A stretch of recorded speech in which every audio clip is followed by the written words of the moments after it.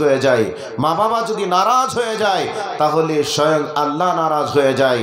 বর্তমান সময়ে আমরা মা বাবাকে খুশি করতে চাই না, বরং আমরা আমাদের ছেলেকে, আমরা আমাদের মেয়েকে, আমরা আমাদের শ্বশুর শাশুড়িকে, আমরা আমাদের স্ত্রীদেরকে খুশি করতে চাই, কিন্তু আমাদের মা বাবাকে খুশি করতে চাই না। এ কথাগুলি শোনার পরে যুবক যারা আছে তাদের হয়তো আঘাত লাগবে, আর যারা প্রবীণ মানুষ আছে তিনারা বলবেন, বাবা তুমি ঠিক কথাই বলছো। বন্ধু, আজকে তুমি যুবক আছো, কালকেও তুমি একদিন বৃদ্ধ হবে। আজকে তুমি বৌমা আছো, আগামীকাল তুমি শাশুড়ি হবে। এখন তুমি বলবে যে কথাগুলি সব আমার বিরুদ্ধে বলছে, কিন্তু আগামী দিন আপনি যখন শাশুড়ি হবেন তখন আপনার মন বলবে যা বলেছিল মৌলভী সাহেব ঠিক বলেছিল। সম্মানিত উপস্থিতি, আপনাদেরকে এবার হাদিসের জগতে এতক্ষণ ধরে আলোচনা করলাম। এবার আপনারা বলবেন যে মৌলভী সাহেব তুমি যে কথাগুলি বলছো, মা বাবা জান্নাতি বা কেন, জাহান্নামি বা কেন? আল্লাহর সমানে মা বাবার সন্তুষ্টিতে আল্লাহ সন্তুষ্ট, আর মা বাবার অসন্তুষ্টতে আল্লাহ অসন্তুষ্ট, এর কারণ কি? এগুলি কেন হবে? আপনাকে এবার ওই অতীতের কথাগুলিকে একটু স্মরণ করিয়ে দেওয়ার জন্য বলছি। আল্লাহর কোরআন কি বলছে একটু বলার পরে আপনাদের কাছে একটার পর একটা কথাগুলি নিয়ে আসবো। আচ্ছা, বিরক্ত হচ্ছেন আপনারা? ছেড়ে দিতে বলছেন নাকি ঠান্ডায়? আমাদের সভাপতি সাহেব, সম্মানিত সভাপতি সাহেব, উনি তো ক্লান্ত হয়ে গেছেন মনে হচ্ছে জানো। তো যাই হোক, আল্লাহ ওনার হায়াত দারাজ করুক। ওনার সভাপতিত্ব আমার জীবনে কয়েকবার দেখলাম। সভাপতি এইরকমই হওয়ার প্রয়োজন। যদি সভাপতি যোগ্য হয় তাহলে বক্তারা সাইজ হয়ে যাবে, আর সভাপতি অযোগ্য হলে বক্তারা ওই গান গাইবে আর গীত গাইবে।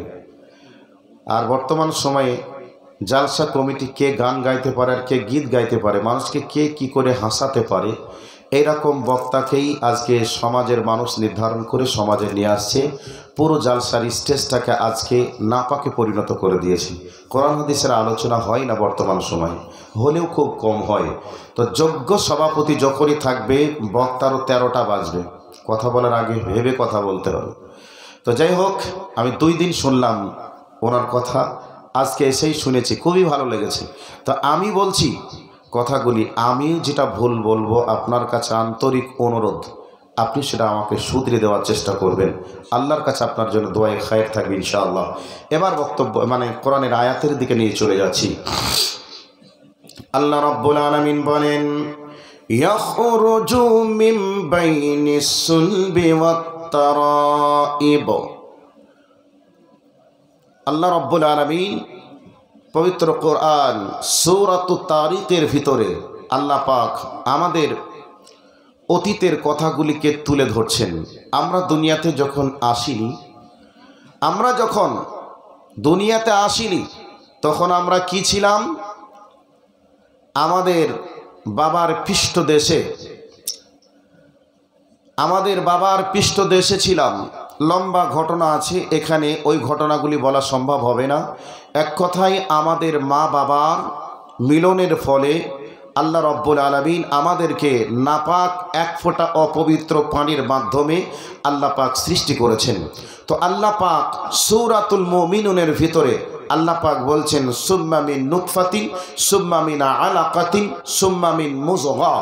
আল্লাহ পাক বলছেন, হে পৃথিবীর মানুষ তোমরা শোনো, আমি আল্লাহ তোমাদেরকে এক ফোঁটা অপবিত্র পানি থেকে আমি তৈরি করেছি। ওই পানিটা তোমার বাবার পৃষ্ঠদেশ থেকে সবকে নির্গত হওয়া এক ফোঁটা পানি তোমার মায়ের ডিম্বাণুতে পৌঁছে দিলাম, রেহেমে পৌঁছে দিলাম।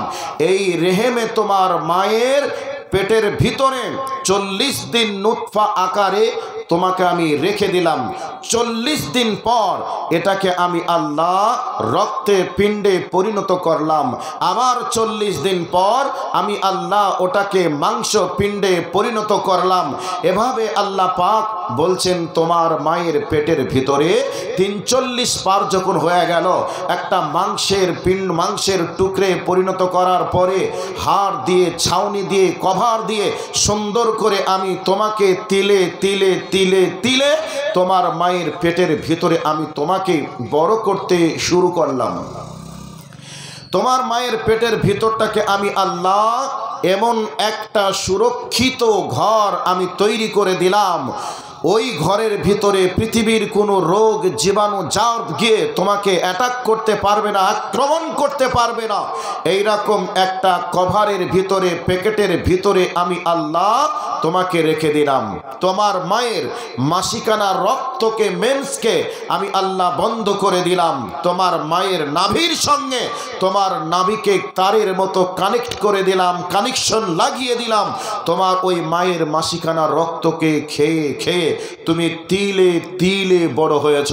এখন তোমাকে আমি যত বড় বানাই তত তোমার মা কষ্ট পায়।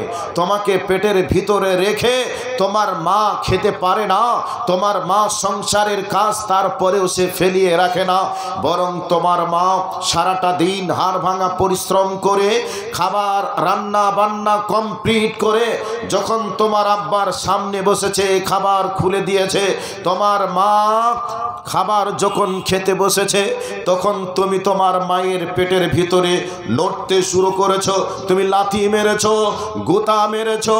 তোমার মা তোমার সংসারের কাজ করার পরে এক পেট খোদা নিয়ে খেতে বসেছে, তোমার দেওয়া লাথি, তোমার দেওয়া গোতা, এই অবস্থায় তোমার মা আর খেতে না পেরে খাবারের প্লেটটা সামনের দিকে আগিয়ে দিয়ে তোমার মা দেওয়ালে টেক লাগিয়ে তোমার জন্য তোমার লাথি খেয়ে গোতা খেয়ে তোমার মা কষ্ট পেয়ে না খেয়ে তোমার মায়ের সুন্দর সুশ্রী চেহারাটা দিনের পর দিন হলুদ হয়ে যায়, মুখখানা শুকিয়ে যায়।